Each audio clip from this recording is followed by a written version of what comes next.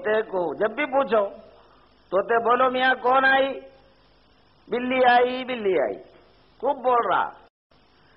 اب ایک دن آ کے بلی آ کے اس کی گردن نہ بوجھ، تب بھی وہی بولے گا انہیں، تب وہ نہیں نکلے گا اندر سے۔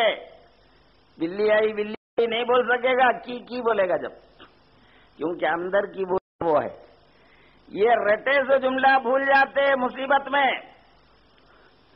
اسی طرح ہم اگر محمد الرسول اللہ 1000 بار بھی پڑھتے رہے، اللہ کے رسول کے ہم تابع نہیں ہوئے تو یہ پڑھنا کافی نہیں ہوگا ہمارے لیے۔ صرف پڑھنا کافی نہیں ہو سکتا۔ اگر پڑھنا کافی ہوتا تو جتنے منافقین ہیں وہ بھی یہ کلمہ پڑھتے تھے، بہت سے غیر مسلم بھی یہ کلمہ پڑھتے ہیں، مذاق میں پڑھ لیتے ہیں۔ مسلمانوں کے ماحول میں رہنے والے یہ کلمے سیکھ لیتے ہیں، پڑھ لیتے رہتے ہیں آپس میں، کیا ہوتا اس؟ پڑھنے کا مطلب یہ ہے کہ آپ دل و جان سے رسول کا تابع فرمان ہو جانا، آپ کی ہر پسند کو پسند کرنا، ہر ناپسند کو ناپسند کرنا۔ اسی طرح اللہ کو معبود ماننے کا بھی یہی مطلب ہے کہ اللہ کا ہر حکم کا تابع اپنے کو بنانا۔ ورنہ لا الہ الا اللہ محمد رسول اللہ کہنے کا مطلب کیا ہے؟ اب کلمہ، ایک ایک کلمے سے تو رشتے بنتے ہیں نا۔ قاضی صاحب آپ کو ایک کلمہ پڑھا دیتے، کیا پڑھا دیتے؟ فلان لڑکی کو میں اپنے نفس کے لیے قبول کیا، منظور کیا، 3 بار انہوں دہرانے لگاتے، بس بول دیا ختم۔ اب گھر میں جا کے سو جاتے، آپ بول دیا ختم ہے، بار بار ریپیٹ کرتے جا رہے، فلاں لڑکی کو میں قبول کر لیا ہوں، منظور کر لیا ہوں، جس سے سامنے دیکھو اب پڑھتے جا رہے، لیکن بیوی کو گھر میں لا رہے نہیں، اس کو پال رہے نہیں، پوس رہے نہیں، اس کی دیکھ بھال نہیں، کچھ نہیں، کیا نہیں، خالی کلمہ پڑھتے جا رہے۔ تو بتاؤ شادی کرنے کا کوئی فائدہ ہوگا اس کو؟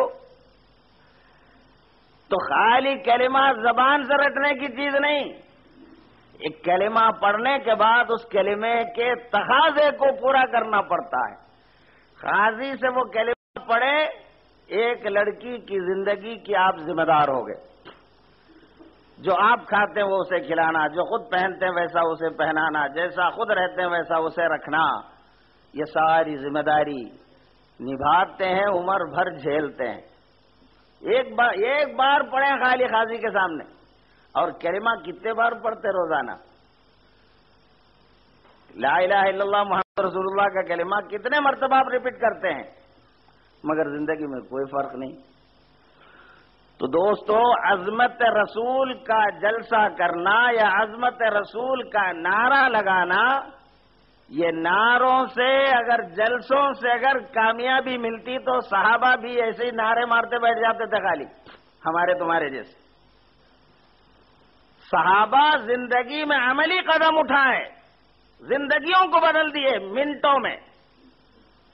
شراب پیتے تھے، اسلام میں شراب پینا جائز تھا، شروع میں حرام نہیں تھا، شراب پیتے تھے اکثر لوگ جو پینے والے تھے، لیکن جب یہ حکم ہوا اے ایمان والو، شراب اور جوا دونوں گندگی ہیں، اس سے تم بچو، جب سرکار کا اعلان ہوا، مورخین تاریخ کی سیرت کی کتابوں میں لکھتے ہیں کہ صحابہ کی کیفیت یہ سنتے ہی، بہت سے لوگ شراب خانے میں ہیں، کسی کے ہاتھ میں شراب ہے، کوئی ایک گھونٹ لیا ہوا ہے، کوئی ابھی آرڈر دیا ہوا ہے، ایسے مومنٹ میں ایک دم اعلان آیا کہ ایمان والو شراب سے بچو۔ تو کیا ہوا؟ کوئی یہ نہیں سوچا کیا اعلان ہے، کیا ہے کہ بھئی پھر بعد میں ذرا غور کر کے سن لیں گے، سمجھ لیں گے، پوچھیں گے، دریافت کریں گے، سوچیں گے، جیسے آپ لوگ، ہم لوگ ایسے ہی کرتے ہیں۔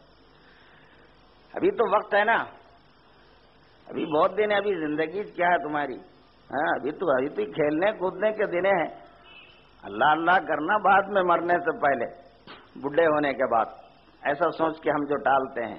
تو صحابہ ویسا نہیں، صحابہ جب یہ حکم سنے تو جو منہ میں لیا تھا وہیں کلی کر دیا، جس کے ہاتھ میں شراب تھا ویسے پٹک دیا، شراب کے دکان والا اپنے برتنوں کو اڑیل دیا، حتیٰ کہ مورخین لکھتے ہیں دوسرے دن صبح مدینے کی پوری گلیاں شراب کی وجہ سے کیچڑ ہو گئی. حکم آیا، حکم سنا، فوراً عمل کیا. یہ ایمان والوں کی علامت. اب تک علم نہیں تھا، اہمیت نہیں معلوم تھی، لیکن جب معلوم ہوا اب سوچنا، پھر کریں گے بولنا یہ شیطان ہے. یہ رسول کی محبت نہیں ہے، یہ شیطان سے دوستی نبھانا ہے. چونکہ یہود جو ہے، جو شیطان کے پکے چیلے تھے، وہ لوگ یہی کہے سمعنا وعصینا، ہم سنیں اور نافرمانی کریں. جبکہ ایمان والوں کی شان یہ ہے کہ سمعنا واطعنا، سنیں ہم نے اطاعت کی. تو گویا ہم جو ہے جلسے کرنے سے یقیناً سرکار کا تذکرہ آپ کے لیے مبارک ہے، سرکار کا ذکر کرنا مبارک ہے، درود شریف پڑھنا مبارک ہے. آپ کا نام سنتے ہی درود پڑھنا ہر ایک پہ فرض ہے. جب بھی سرکار کا نام سنے فوراً صلی اللہ علیہ وسلم پڑھنا چاہیے. تمام ایمان والوں پر یہ لازم کر دی گئی ہے. اور سرکار فرمائے جس نے میرا نام سنے اور درود نہ پڑھے وہ مجھے سب سے زیادہ دکھ پہنچانے والا، مجھ پر ظلم کرنے والا ہے وہ. اور بخیل کا لفظ استعمال ہوا ہے.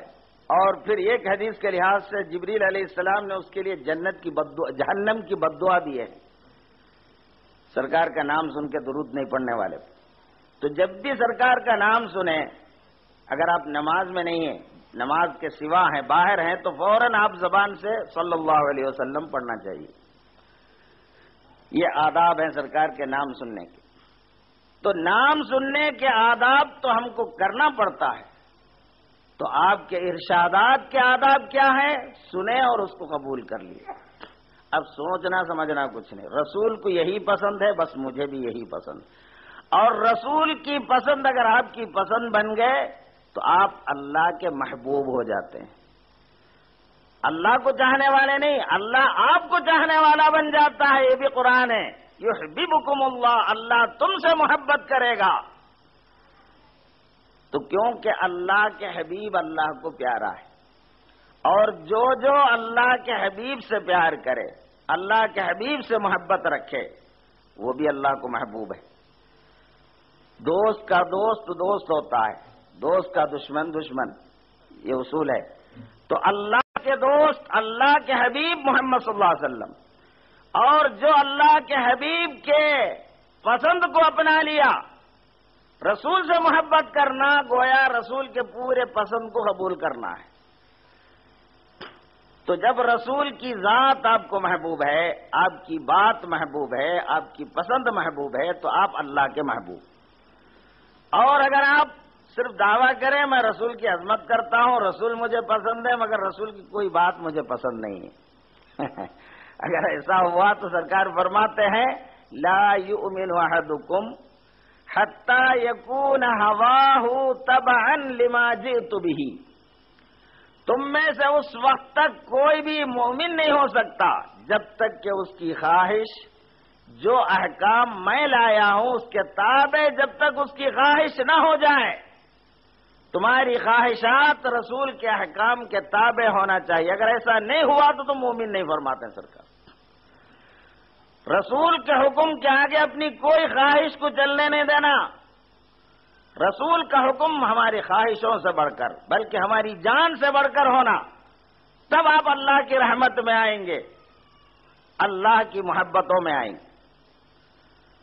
تو دوستو، اللہ کے رسول سے محبت نادانی میں جو کیا اس کو نتیجے، اس کو ثمرات میں ابھی آپ سابق مقرر سے سنے ہیں کہ ابو لہب کو بھی فیض ملا حب رسول کے نتیجے میں. وہ بھی اس کو نہیں معلوم کہ رسول ہیں، رسول ہونا معلوم ہوا تو آپ کا دشمن ہو گیا ہو.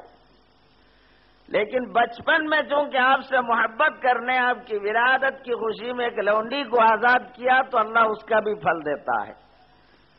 تو واقعی میں جو مسلمان اللہ کے رسول کو رسول جانے، مانے اور آپ کی تابع داری کرے تو وہ کتنے اعلیٰ درجوں پہ فائز نہیں ہوگا.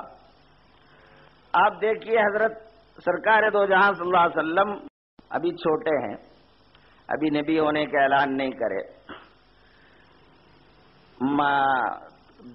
دیہات سے گاؤں سے عورتیں آتی ہیں، عرب کے جو بچے پیدا ہوتے ہیں ان کو دودھ پلانے کے لیے لے جاتے ہیں، ان کو مزدوری مل جاتی ہے، کرایہ مل جاتا ہے اس کا۔ تو سب عورتیں آئی، مالداروں کے بچوں کو سب لے کے چلے گئے۔ سرکار کے گھر میں آ کے پوچھے، حضرت بی بی آمینہ رضی اللہ عنہا جو آپ کی والدہ ہیں، آپ سے پوچھتے کہ بھئی کوئی بچہ ہے دودھ پلانے؟ تو آپ فرماتے کہ بھئی بچہ ہے مگر یتیم ہے۔ یتیم سنتے ہی کوئی انعام وغیرہ دینے والا کوئی کے سب عورتیں چلے آتے، کوئی بھی نہیں لیا۔ اخیر میں حضرت حلیمہ رضی اللہ عنہا سعدیہ آئی، چونکہ ان کی اونٹنی کمزور تھی، بیمار تھی، چل نہیں سکے، تو بہت سب کے پیچھے آئی۔ تو پہلے آ کے پورے عورتیں ہر مالدار گھروں سے جو بچے پیدا ہوئے تھے سب کو لے کے چلے گئے، اور آپ کی پیدائش کے دن پورے مکے میں جتنے حاملہ عورتیں تھیں سب کو لڑکے پیدا ہوئے، آپ کی برکت سب کو نرینہ اولاد پیدا ہوئے۔ تو اب سب لڑکوں لے چلے گئے، ایک آپ گھر میں رہ گئی۔ تو حلیمہ جب آئی تو سب گھروں کو لے گئے۔ جب آخر میں حضرت بی بی آمینہ کے پاس آئے تو کہا کہ بھئی بچہ تو ہے مگر یتیم۔ اب شوہر سے مشورہ کرے بھئی کیا کرنا، تو شوہر مشورہ دے بھئی خالی ہاتھ جانے سے بہتر یہی یتیم سے ہی لے لو۔ اب لے لیے بچے کو، سرکار کو اپنی گود میں اٹھا کر حضرت حلیمہ اپنی لاغر اونٹنی، سب عورتیں چلے گئی تھی ان کے محلے کے پورے، اب یہ اونٹنی لاغر ہونے کی وجہ سے آہستہ آہستہ آنے کی وجہ سے انہوں پیچھے رہ گئے۔ جب آپ کو گود میں لے کر بیٹھ گئی تو اونٹ ایک دم توانا مضبوط ہو گیا۔